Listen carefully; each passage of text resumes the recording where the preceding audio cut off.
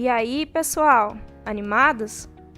Nessa unidade, eu vou falar sobre a técnica de animação conhecida como 2D, passando pela sua definição, pelos princípios básicos que constituem uma animação 2D e pelas animações dessa técnica que fizeram história. A animação 2D é um dos principais tipos de animação que existe até hoje.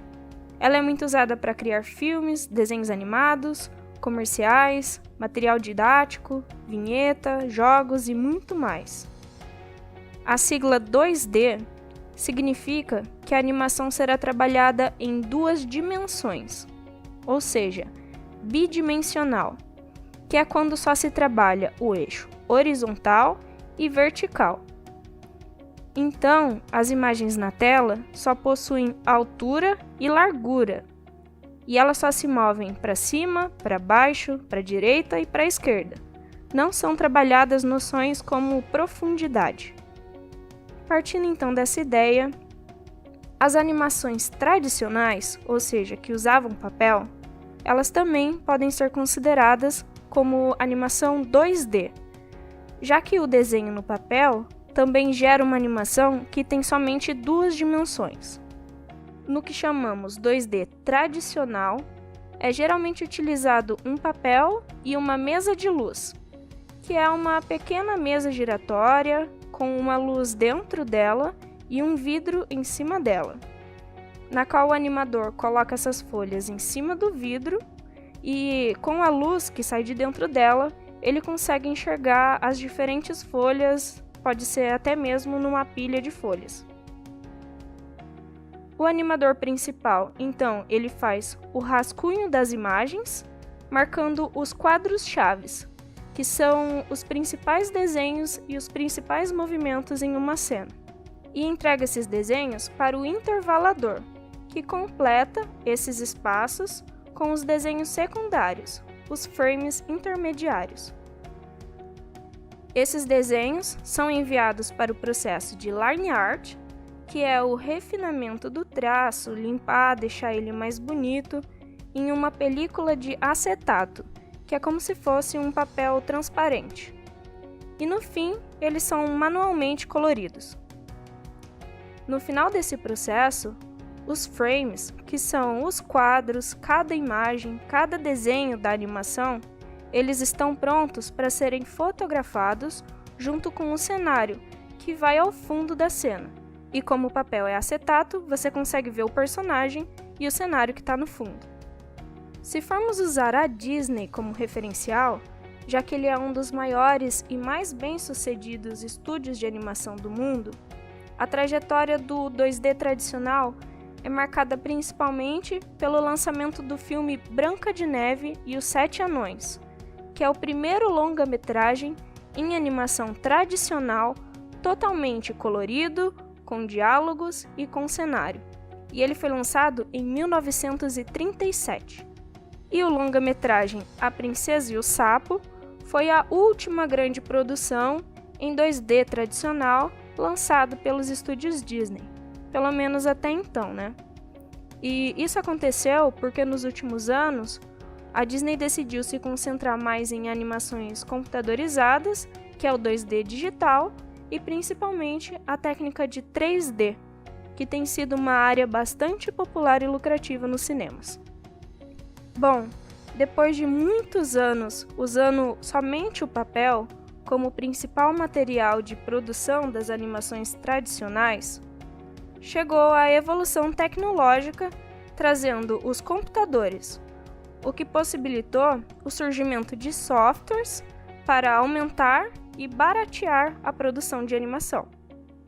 Inicialmente, esses programas eram usados juntamente com a animação tradicional, misturando as técnicas para facilitar a animação de cenas que eram muito complexas para fazer só no papel. Mas o maior avanço da chegada dos softwares foi a possibilidade de criar animações completamente digitais. O filme Bernardo e Bianca, na Terra dos Cangurus, da Disney, é considerado pelo Guinness como o primeiro longa-metragem totalmente digital. A principal diferença que o 2D digital trouxe é a interpolação automática dos quadros-chaves. Tá, mas o que isso significa? Bom, os quadros-chaves, ou também conhecidos como keyframes, são os desenhos principais que definem os movimentos mais importantes de uma animação. Então, eles marcam as principais ações de um personagem, uma mudança mais brusca no movimento ou a pontuação de uma determinada pose. Então, se o personagem está com a mão no bolso e depois vai, por exemplo, coçar o nariz, um quadro-chave seria o desenho do personagem com a mão no bolso e o outro com a mão no nariz.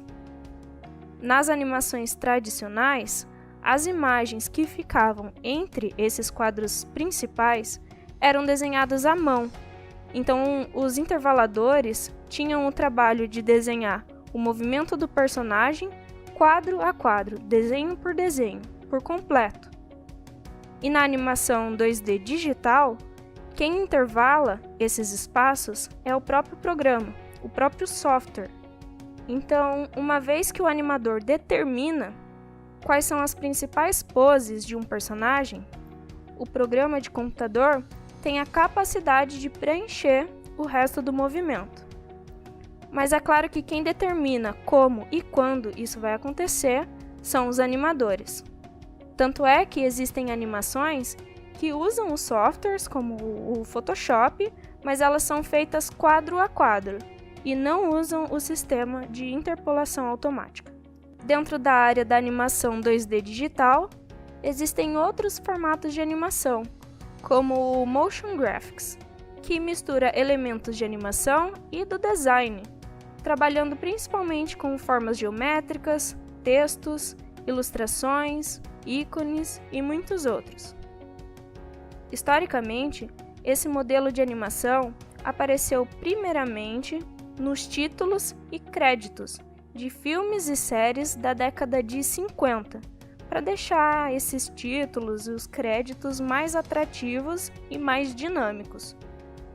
Dentro da animação 2D, também existe o formato chamado de cutout, que é também conhecido como animação de recortes, porque o seu princípio é literalmente como se fosse recortes em papel, só que é trabalhado em softwares em que as articulações dos personagens e até mesmo os itens do cenário são criados separadamente, o que permite animar partes independentes de um mesmo desenho sem precisar desenhar tudo de novo.